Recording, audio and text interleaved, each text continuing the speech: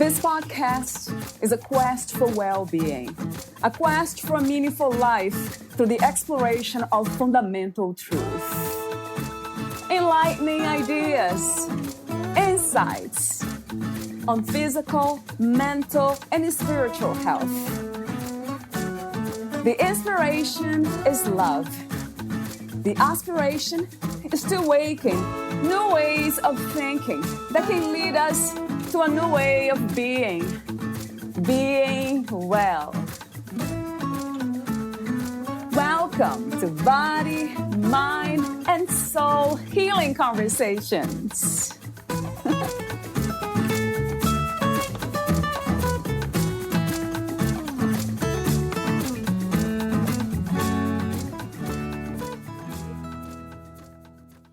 My heartfelt intention is to connect people to the truth of who they are so they can live a purpose-filled life and hold the light in the amazing world we live in. Ami. Valeria interviews Ami Hubbard. She is a licensed rapid transformational therapist and has trained with the world-renowned Marissa Peer. She has worked in the wellness industry for the past 22 years. She loves to infuse her skills as an energy healer into her transcendent hypnotherapy sessions and coaching services. Her passion is guiding her clients to discover and embody their light so they can be the most confident version of themselves. Meet Ami at IamWholeness.com. Here's the interview with Ami Hubbard.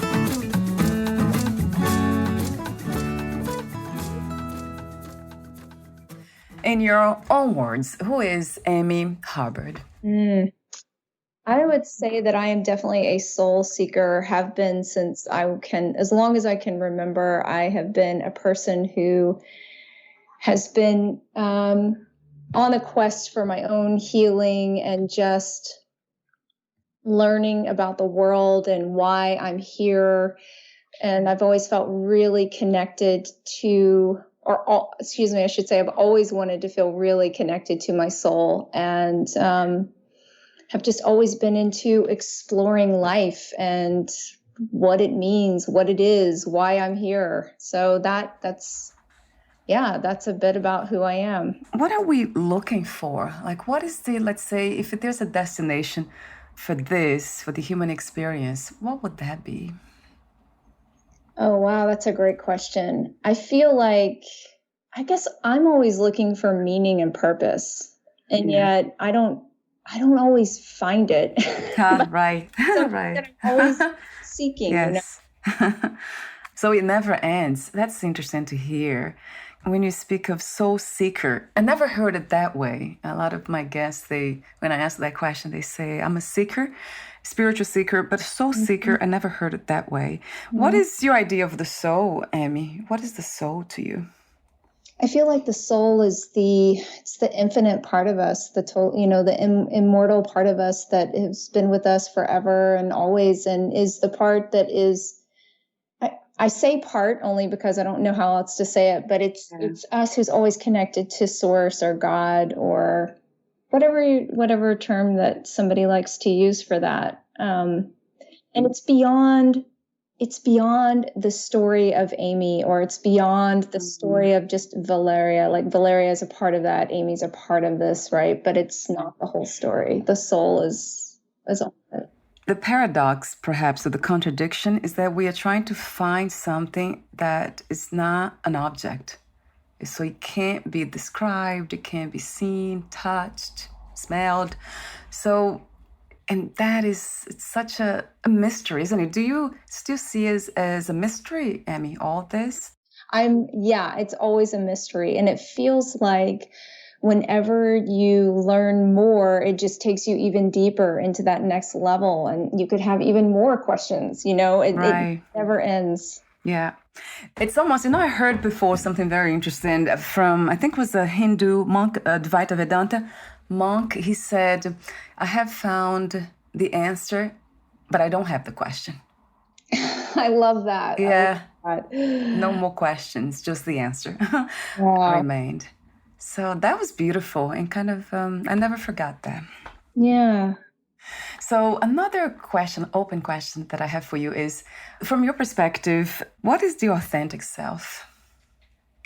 Yeah, it's the self. It's you free as you are, being exactly who you are without trying to pretend to be, for something for somebody else. Like so many of us experience that, right? Even if we are feeling like, no, I'm truly authentic, my authentic self now. I mean, there's always been probably a point in everyone's life where they felt like they really couldn't truly be themselves. That sounds wonderful. It sounds like freedom to me when I think about it. This idea that we can just express ourselves exactly as we understand ourselves to be without any shame or apology. But then I kind of come across some challenging situations in the sense of playing roles. Like I can't really talk to my mother the way I talk to my husband, for example, or my sister. So we're always trying to almost like recreate that inner reality when it comes to relationships. We do. Don't we? We absolutely do. And how do we come to terms with that, Amy? Are we still being authentic when we are recreating, reshaping that inner reality to connect with others? Yeah, I feel like it's a dance, I feel like as you become more awake and aware of who you truly are, then you have to navigate that one person at a time, right? So you can be your true authentic self. For example, speaking to your mother, but you don't have to tell her everything. Right. Yeah. No. There's things that we can do. It's a practice. I don't think there's a one answer for that sort of situation. And it's not even in terms of secrets or anything that is inappropriate or anything like that. Even conversations like now, having this conversation with you, I cannot have this conversation with my mother because she doesn't know what the authentic self is. She has different ideas about the soul. The soul, perhaps I can talk to her about. She says spirit. She doesn't use the word soul, but it's the same thing anyway. I can't have these conversations with everyone I meet. That's, as I said off record, that's why I do this. Because now I feel free. Oh my God, I can express those deep thoughts here. Yeah. And that's just the thing, right? That's how we navigate though. But I don't think that we need to, I think that we can be many different things, right? And still be true to ourselves. What is the anchor to that authenticity that's underlying, that inner reality, regardless where we are and with whom we are speaking? And it doesn't matter the situation, it's always there. What would that be, Amy? I would say for me, it's my heart. It's how I feel. So connecting to that heart space is very, very important because that's like information coming to you. That's that connection you have to your inner guide, And if it feels out of alignment with your heart, then chances are you're doing something out of alignment. You're saying things out of alignment, right? But so it's important to have that kind of anchor. That is, it's something that I have been reflecting throughout my entire life. And I remember thinking, perhaps even 10 years ago, I knew that for sure. That, now that you speak from the heart, but in a sense of discernment. But I remember thinking specifically, having this specific emotion or thought, perhaps, kindness, love, kindness. Like I knew that if I came from that space, which is spaceless really, love, kindness, then I would be okay in the sense of the human experience. Yeah. I always knew that. Yeah. Well, see, and that's beautiful that you always knew that. Yeah, right. Is that what you're speaking of? Kind of the kindness and love? Yes, and the connection you have to really you and how you feel. Because what happens, your heart space, is if you're doing something that's not in alignment with the truth of who you are, you're going to feel it. So that's like a signal, you can think of it like a signal to you. Yeah. So that's not, in a way, it's not being kind to ourselves, not loving ourselves. So it goes back to that same idea, but you pointing inward, that's a reference. It's almost like there's a sign that we can feel when we are not in alignment with kindness and love. Absolutely, especially towards ourselves. So 3 questions for you. What is healing? what is the goal of healing and what are the obstacles to healing? Wow, that's a really big question. What is healing? I'm going to use the word alchemizing. I'm going to say that healing is a kind of alchemization in the sense that when we're healing something, maybe there's something in particular that you want to heal from, something from your childhood or whatever. You want to take it to that next level, take it from that pain that it feels like and it looks like and that thing that's blocking you, and you want to alchemize it and polish it and get it to that next place where you can feel whole and complete in a sense, right? I mean, there are many, many, many ways of healing, and there's many different things in our lifetime that we will heal from or not heal from, right? So it's not just a one and done situation, obviously, right? I love that idea. Your website, that really caught my attention because it's titled I Am Wholeness, iamwholeness.com. I love that. There's something that resonates energetically true when you say now I'm whole, I'm complete. That is true. And why do we have the feeling that we are not? Why does it have to be a practice, right? To keep going back to that truth. Because we live in this world which says not whole and complete at every turn, We weren't born in a world that really gives us that message, were we? We feel it starts when you're born. No one's born in a perfect household. But even if you were born in a perfect household on this planet, when you're born as a human, it looks like everything is separate. We look separate and everything feels separate. And, if you're not this, then you're not good enough. If you're not that, then you might not be this enough. It's kind of the messaging that we're born into in this reality, it feels like. So it's the body mind that's being healed. It's not really who we truly are, right? I mean, because that's perfect and complete. Well, right. Yeah, it's our body and it's our mind. And I would include some of our spirit in that. I mean, we are spiritual beings living here in this human body, right? So it's sort of like this package that we have. Yeah. And how do you heal the spirit? Is that the same as the soul? It's so interesting because I don't really know the answer to that, but I feel like it's all included. I don't feel like, for example, that the soul can be, hurt, so to speak, but the soul goes through the lifetime of being Amy, of being Valeria, of being whoever we are in this lifetime and whatever your other beliefs are around that, right? So, I feel like, there is healing to be done in the sense that your soul is always learning, right? It's always learning. So it's all part of it. Oh, I see. So you're actually making a distinction between the body, the mind, and the soul, in a sense that the body we all know, it's easy to tell. Yeah. And then the mind, thoughts, emotions, memories, and all that.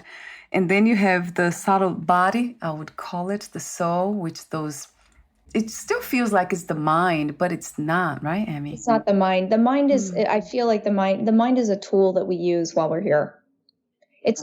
I love, somebody said this, I'm not taking credit for it. You've probably heard it before, but the mind is a wonderful servant and a horrible master. So if you can see it as a tool, it's a part of who we are. Absolutely. And it's a tool. That's how I see it. Right. So the mind is a tool. It's an operational tool to take the body, right? Yeah, we do need that. And then the soul, I'm trying to understand, the soul carries the imprint of what we have learned or done in this lifetime. Would that be accurate? It kind of passes on, goes on. I think it's a part of us that's directly connected to source. Oh, I see. And source would be something different. Yeah. How would you describe the source or consciousness, as I call it? Yeah, I think it's like the big, it's the essence of who we all are, but source is the source of it all, right? The God of all gods, I don't know, it depends on how you want to word it. Right. So it's kind of, in a way, not underlying, but it's almost like archery. It's so hard to explain, you're right? It's almost in everything. It's part of the soul, it's part of the body, the mind, but it's everything. Yeah. It's not like the soul that can change and move on and be something else. It's always one thing, right? Yes. I mean, it never changes. That's what I believe. You know, of course, I'm saying it like, yes, that's true, and that's what I believe. But hey, everyone's left to their own. Yes, right. But that's your understanding of what it is. That's wonderful to know. Because I love you too. You're like that. Inquisitive is that quest for understanding, for spiritual knowledge, for self-knowledge, really. It's not just spiritual knowledge, self-knowledge. So I have huge admiration for that, for myself, for being that way, and people when I meet them. So I appreciate you being the way you are. How did you come to these understandings, Ami, all the knowledge you have today? Oh, it's been a long journey. It's just been many, many different. Well, first off, I would say that I was given the gift of curiosity, for sure. Super curious about consciousness, even when I was quite young, I would say. I was kind of a born New Ager. Yes. I say that really because I was born in Texas, Dallas, Texas, which is very conservative, and it tends to be pretty religious. And I was always like, okay, but what else is there? Like, I'm not sure I'm buying into just the story you're telling me here. So the gift of curiosity has led me down many different paths, studying different, religions, as well as just different, going through different experiences with consciousness through healing practice, through meditation, and, even plant medicine really has been a part of my journey in discovering who I am. So I think now it's a good time to talk about the labels behind you. You are a licensed rapid transformational therapist, energy healer, hypnotherapist, and coach. So talk to me for a moment about transcendent hypnotherapy sessions. So that caught my attention. I never heard it that way, transcendent hypnotherapy. What is that? Well, I called it that because it just depends on what goes on in the session, but I tend to attract a lot of other empaths, people who are in the healing field as well. And so a lot of times in our sessions, anything can come up. And a lot comes up with I would say past lives and just different kinds of energies, that they're processing, right? So I'm just helping them. I'm like the guide on the journey, and I'm guiding them through whatever transformation, gets to unfold in that moment. Right. So I just use that word just to kind of signal to people that I work with a lot of the different, like in a spiritual sense, a lot of that kind of thing can come up in our sessions. It doesn't always. I can also be very mainstream, but I think that I just kind of put that in there to sort of cover that, because I do end up working with a lot of energy healers. And so it's just very interesting what can come up in a session. And it often does, right, Ami? It does, yeah. So that's amazing. Even if we don't talk about it, or even if we don't believe, then the subconscious is holding all those imprints from lifetime, perhaps, or maybe understandings that we don't even think that we have from this lifetime. How interesting. Absolutely. Sometimes the subconscious is really holding the picture of what really, its perception of what happened to you, right? So there's a lot of details and stuff that we can't get out of our conscious mind, but your subconscious mind knows, it's the gatekeeper to all that. It's hypnotherapy for everyone? It's for most people, I would say. There's certainly exceptions to that. There's always, contraindications. Obviously, if somebody has certain mental health issues with any kind of psychosis, or it wouldn't be the best thing for them, but it is for most people. Yes. Right. That's good to know. That's interesting that you mentioned, because I know that that's the same advice and suggestion that a lot of the psychedelic coaches, absolutely. They would say same thing. So psychedelics and hypnotherapy, they access the same areas in the brain. Is that what it is? Yeah, they really do. Yes. Yeah, working with the subconscious, absolutely. What are some of the misconceptions we have about hypnotherapy, or most people have? Well, I think that a lot of people may think that it's like stage hypnotherapy, which is, making people do these ridiculous things, Yeah. or may think that Yeah. the hypnotherapist can really control them. Um, and also, which is not true, by the way, let me just say that. It's absolutely not true. So even though you could be in a state of hypnosis, you're not going to receive something that you're against, actually. I couldn't put you into hypnosis also and say, Valeria, you're going to write me a $50,000 check, and you're just going to, that's not going to happen, because you're not going to agree with that, right? So, and the other thing about hypnosis is that everyone goes into hypnosis every single day, which is amazing. So it's something that we do all the time when you're just kind of doing your thing. Maybe you're driving somewhere and you've been there many, many times. Your subconscious can take over, do the job for you, and you be in sort of this like state of relaxation / hypnosis, daydreaming state, So yeah, it's not uncommon. So we already within the topic of healing our subconscious limiting beliefs and transforming our lives, and also connecting with ourselves authentically, or from the authentic self. So another question that comes from when I think about belief systems or beliefs is, I have asked here to some other guests, what is the difference between beliefs and values? Well, that's a really interesting question. Well, beliefs are something that you beliefs start out as some like thoughts that you have over and over again that are attached to feelings.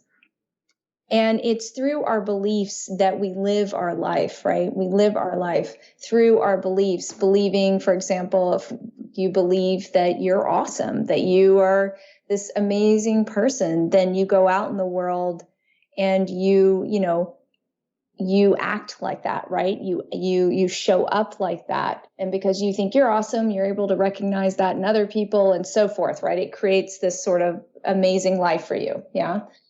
And then what you value, well, that's what you value. That's what you see as important in your life. So your values, for example, you can value, family could be the highest, like having your family the highest value. But you can also, but at the same time, you can have a belief that, you're not lovable. Because what you value is not the same as your belief. So, you can value money. Money can be of the highest value to you. And your belief, you can have, beliefs that you can value money as being the most important thing. And at the same time, you could hold the belief that you're not worthy of having money. I mean, we can get pretty complicated, Yeah. Yes, true. So true. The contradictions. That contradiction is coming from, I would say, the lack of alignment between thoughts or beliefs and action in what we do, between what we think and what we do, right, Ami? Is that Yeah, and it's also, it's not just what we think, it's what we feel, because really the key is that our feelings are really run our life, right? In the sense that, if we think a certain thought, it creates a feeling. And then that feeling leads to an action or inaction. And then that inaction or action leads to events, let's say, which tend to lead right back to the thought that you had underneath all that. So it really all connects. True. So thoughts, feelings, and also feelings, thoughts. Could we also reverse that process? Yes. Mm-hmm. And feelings and emotions, are they the same to you? Yeah, I would say they're the same. Okay, no difference. Often I'm very curious about these things because I get different answers. Mm-hmm. It feels like it is the same, but I have heard answers like feelings we cannot control and emotions we can. Oh, that's a very interesting thing, I guess, because really, I think that I could see why somebody would say that. Yeah. Why, Ami? If you don't mind me asking. But just as you say the word, it's like emotions, energy and motion, right? And so what we emote, we actually can learn to control that, right? I think that it's not about, again, when we say the word control, it feels like that feels like it's to me, it feels a little negative. It's not so much about, controlling. I mean, a lot of this all starts with acknowledging how we're feeling to begin with, right? And not repressing. So, yeah. And that's funny you say that, because I have said that many times here on the podcast that I don't like the word control. Mm-hmm. Although I try not to push anything away. As you know, the more you try to push something away, it persists, right? The more we resist, it persists. Yes. So I try not to kind of judge anything, not even words. But there is this energetic resonance to that word, control. There's something about it. But that might be a subconscious belief, right? That control is a negative thing. It might be just the subconscious. Well, there could be an affiliation with, control that is negative. But in general, life is life, right? And we can't really control it. So I think that's sort of where I'm coming from on it, and we're here to feel, and we can't try to control our I mean, we can try to control our feelings. Absolutely. But it usually doesn't end well for that. It makes us more repressed sometimes. It can cause more issues, right? Yes, for sure. Yeah. It's just that for most people, like one of my first questions when I heard that was, how can we learn to have a better relationship with our feelings, in the sense of not expressing the ones that will hurt us and other people? Yeah, I think that really a lot of times for all of us, we feel things and we don't even get in touch with what we're actually feeling and why. And I think that's really, really key. It's something that I personally have learned over the years that I'm still working with. It's like, what is that? Why am I feeling that? And if someone triggers, like if you're triggered by somebody, it's really about often taking a look inside you, like, why do I feel this way? Why did what they say hurt me? Yeah, it's all a process. You see, that is something it's very close to my own reality, personal reality per se, is that when my husband says something that is clearly not kind, then is this something that it's in me that's perceiving that as unkind, or is it natural as human beings to perceive, to know what is unkind and kind of respond to it?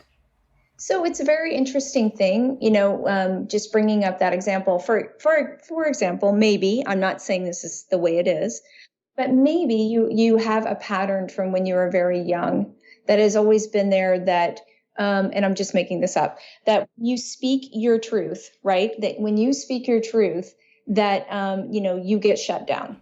Right. Yeah. Say that you have that, and it's a subconscious. You don't walk around going, if I speak my truth, I'm going to get shut down. Right. Yes. So what you do is, you're living your life, and you speak your truth, and then your husband, he mirrors that to you. For example, he mirrors that to you, and he shuts you down. And then you go into this feeling, and the feeling is very familiar to you because you've been feeling this since you were a kid. And it leads to that belief again, wow, I really should just, whatever it is, like, every time when I speak, I get shut down. I knew it. I can't tell him the truth. And it leads into this whole reality that you've created for yourself, right? Yes. See, that makes a lot of sense. Actually, you said that as an example, but applies really. Because as a child, I remember not being able to speak. I couldn't really say. I had so much to say, but I couldn't. Because my mother would say, shut up. I grew up with a lot of violence, emotional and physical violence. So it was really, a lot of aggression when it comes to that. So I was always shut down. So that's why you do what you do now, because you are passionate about speaking your truth, right? Yes, but there's this part of you that's still in your family. You still hold it maybe a little differently, that hasn't quite integrated this, with your family, let's say, just for example, that little girl part of you that still holds that a bit. You know what I mean? Yeah, right. A bit is really being nice, being kind. Yeah, it's interesting how he holds on to it. But I'm able to recognize it, and I'm very aware of everything, the thought process, the feelings. Yeah. And I don't respond to them or don't react to them immediately. I just listen. And then, of course, I do my own work because I do a lot of meditation, and then I go into it, the inner child and all that. But and I wonder if it ever goes away, because I've been doing this work for a long time and it's still here. I can still hear that voice. I hear you. I feel like yes and no. I think that it can. I do think that it's possible. And I also feel like, and I know for myself that I have that voice as well. And it's my life has transformed through the healing, and yet that voice still comes through. And so I just take that as an opportunity. I have to feel into that. Sometimes I just have to be really sad with it, right? And just go through the process. But I can always talk to that part of myself and be like, connecting with the little girl, right? Connecting with her and asking her why she feels that way and helping myself go to that next level. And I am able to do that, and I know, even though you can still hear that voice, that's the same for you because of where you are and what you're doing now. See, when I think about the subconscious, I think about the soul. They seem to be very much connected, or very close connected. Yeah. So if we don't clear all these imprints in this lifetime, does it mean that they will go on the next one, and we're born this way already? I couldn't answer that question because I'm not in charge. But I would say that to have the best life possible right here and right now, you can begin clearing those stories. It's not about clearing, quote, all of the stories. Just going through life. Like if you, for example, just to simplify for a moment, let's say that you really have been struggling with confidence, right? And you know that you want to do something more with your life. Then start with that. Start focusing on how can I feel more confident? Like what is holding me back? And then, just doing it from that perspective, taking it one step at a time so that you can, and then you just, before you know it, you are on a healing path. You are expanding, you are growing, It's taking action anyway, inspired actions, right? From that place that's already healed, or perhaps healed enough, I would say. Yeah. I love that suggestion, Amy. You made me think about something else, that I have been always confident when it comes to the wisdom of the inner world, because I was shut down so many times, not to speak. Then I became very familiar with that inner reality that was all about love and kindness, even though I grew up with a lot of violence. But the inner world was very calm and it was kind. So I always felt that. I'm not sure how I expressed that at that time. I remember trying to make peace all the time. Like when my mother was so distressed, and then I would, even though she had kind of been violent with me, I would still go there and try to, instead of her trying to heal me with words and trying to calm me down, I was doing that to her. And I remember doing that with everybody, my family, my father, my sister. So that was your strategy for getting love, as being the caretaker. Right, exactly. Feeling, yes, yeah. Now that I understand, as an adult, I understood those things. But then that inner confidence, I was always very confident about, it's almost like trusting my own self, my own inner world reality, in a sense of doing the best that I could to help myself and others. But it was always related to others too. There's something about that was connected to other people. Though I felt, it's almost feeling compassion for myself, but I would express that with others. Everybody I met, I would show them compassion and kindness. But in reality, that's what I wanted for myself. Yeah. When you speak of confidence, that kind of gets my attention, because it was never about the inner world, but the outer world. Like physically, I never felt confident. Yeah. Oh, I'm not pretty enough, or I'm not whatever. And then I came here and I was brown. And then I think I was never bullied or anything. But I remember feeling, physically, only at the physical level, but it was never at the mind, emotional level. Not feeling confident? Yeah, the confidence piece. Yes, it didn't affect the mind in that deeper sense, but only the physical. Yeah, no, it's really, really fascinating. I mean, when you grow up in a household where you are not, you're not receiving, when a child grows up in a household where they're not receiving unconditional love, it's our first it's our first point, right, in the world. So when we need to get that unconditional love from our parents, because then that's how we sort of imprint and learn to love ourselves.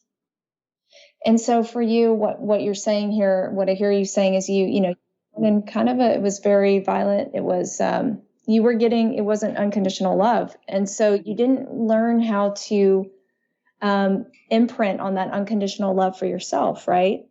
So what all of us get to learn, and I really feel this very strongly, is how to be our own parent, how to give ourselves unconditional love. Right. That's a beautiful practice. That's another one. Right. Accepting all parts of us. Right. And so what ends up happening though, Valeria, is that we look out in the world, and because we have this belief inside of us that I'm not enough, and everyone has their like different ways that they do it, right? But especially a lot of times for women, it is, I'm not pretty enough. I'm not this enough. I'm not tall enough, whatever it is. I'm not smart enough. All of these things, because we come from that lens, we forgot we are whole and complete.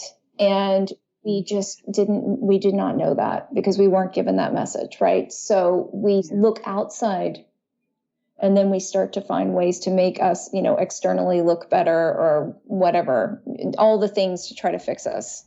And I even went the other way, the other extreme, try not even to do anything to my hair or no makeup or anything, and just kind of appreciating myself that way too, without trying too hard to kind of fit in. I did that as an experiment, and it was really great. And then now I'm at a place where everything's fine.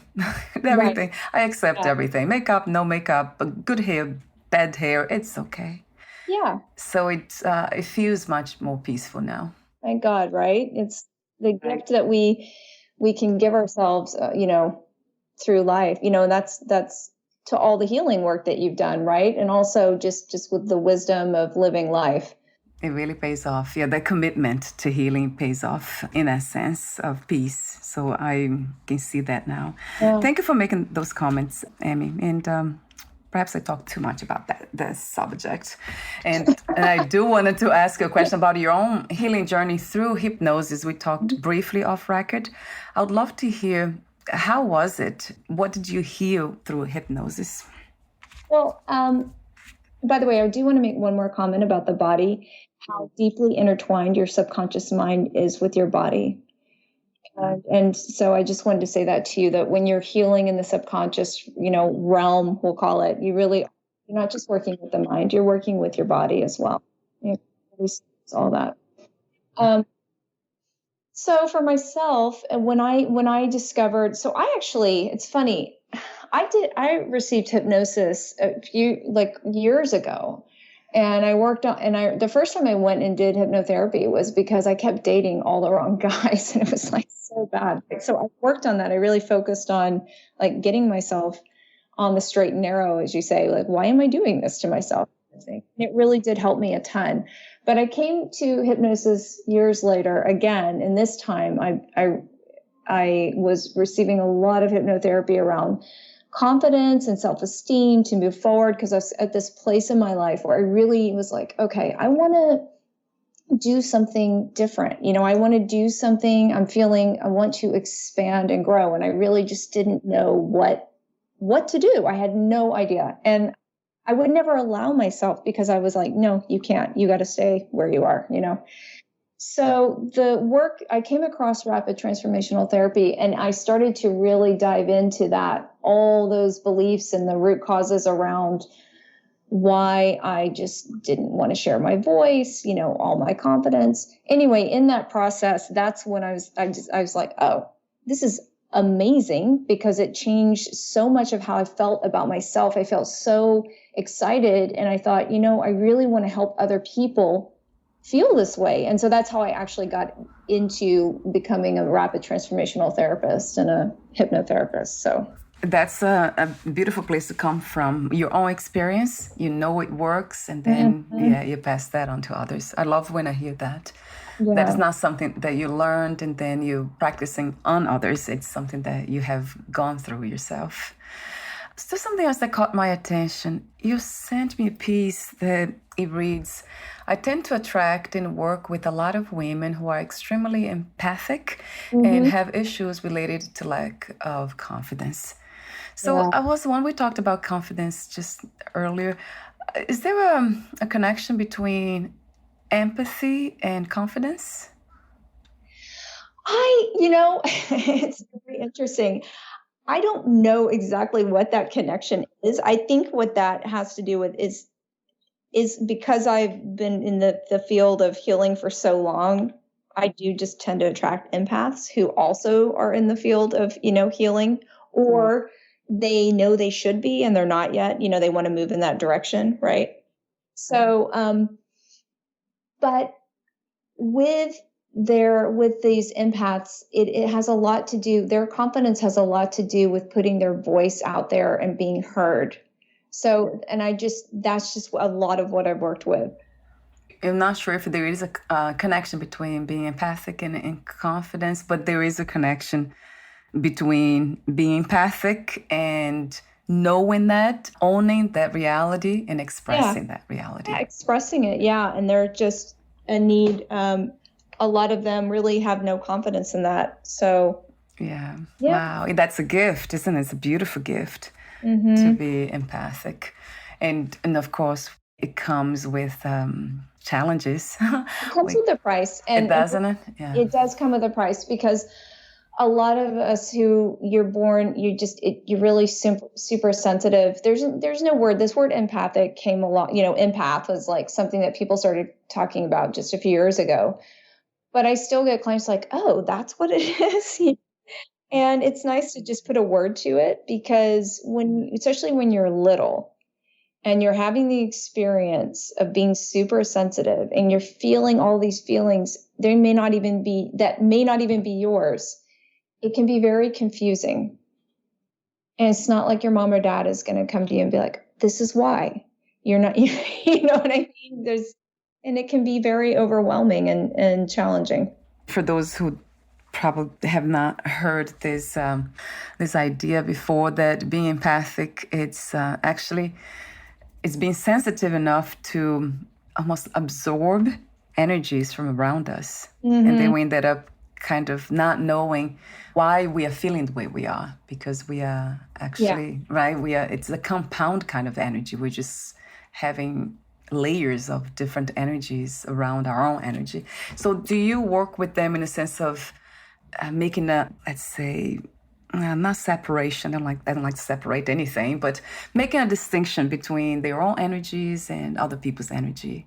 Yes. I help them identify that. And I also help them see, remind them that, hey, whatever they've taken on, that's not them.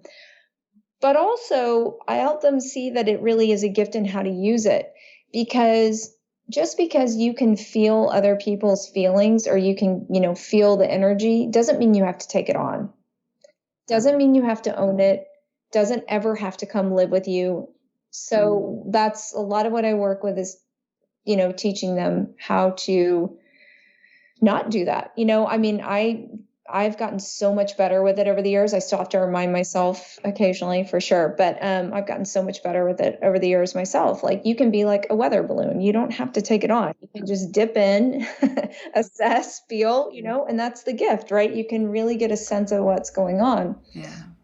Oh, wow. I love that. That has to do with boundaries. That's what it is, right? I mean, the work of boundaries. Yeah. Which has been a very challenging practice for me, saying no, or even at the energetic level, kind of trying to block those energies, or perhaps not blocking them, letting them in, but then knowing how to kind of let them go too. I think that's what it is, right? Flow through you, just pass through you. Wow, that sounds like a beautiful work. I need to learn more about that, how not to stay with those energies. Exactly. I mean, and also for you having the background that you have, talking about boundaries is just, it's just for you, I'm sure that's been a practice for a long time, right? Creating boundaries, because when you're young and there are no boundaries, then it's not, it's something that's not familiar to you, right? So you have to make it familiar, having those boundaries. Yes, right. Yeah, it's funny you say that because I felt like I was a child when I was 35 years old. I still felt like no boundaries at all and just like a little kid walking this world. So I just kind of realized that when I was around 37, that's when I kind of noticed that I was behaving from a mind or the perspectives, imprints of a 5-7-year-old when I was that age, which is amazing. That's your little girl. She was running your world because she was not safe. So she was, yeah. Yeah, right. Oh my God, Amy.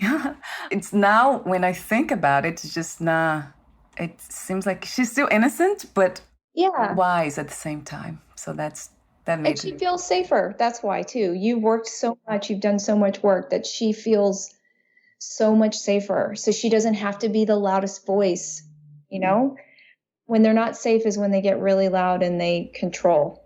Yeah, right. Using that word control. That's exactly what kids try to do. Thank you so much, Amy, for having this conversation with me today. Letting me share also, because I love sharing this message with other people. And that's what gives me purpose. Kind of learn, connect, and then pass that on.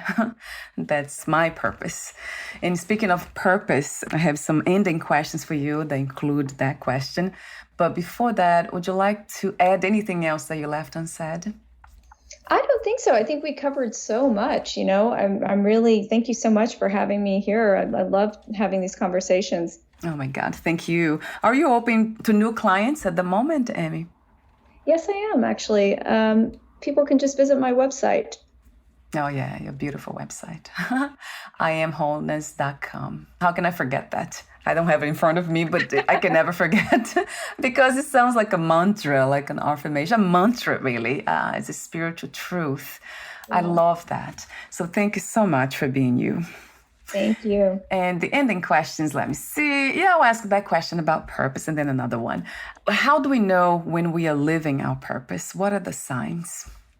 I would say that you feel totally, you just feel in alignment is the best way to say it. It feels good. It feels right you're able to get up and take aligned action. You feel like, you're living life through your heart. Yes. Oh, I love that. Yes, right.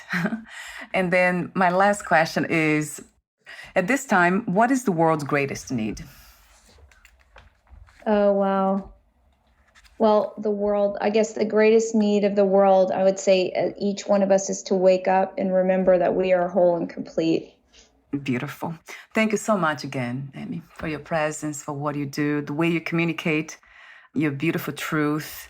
And I love your intuition too. You're very intuitive, very sensitive. So you're able to actually know things. From what you said earlier, I knew that you're tapping into those energies that are here because we're all connected, right? So it just takes being open. Mm-hmm. So I want to thank you again. And before we say goodbye, again, I wanted to mention where to find you. So IamWholeness.com. Are there any other places that we can find you on the internet or offline? Actually, that's the best place. I mean, of course, you can find me on Instagram or Facebook, but I think it's easier just to type in I am wholeness. Yes, wonderful. Thank you again, and we'll talk soon. Bye for now, Amy.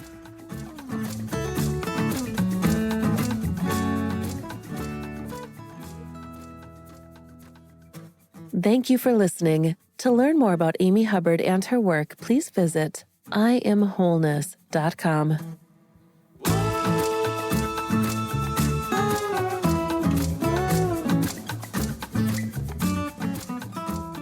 To learn more about this podcast, please visit fitforjoy.org/podcast. Thank you again for listening, and bye for now.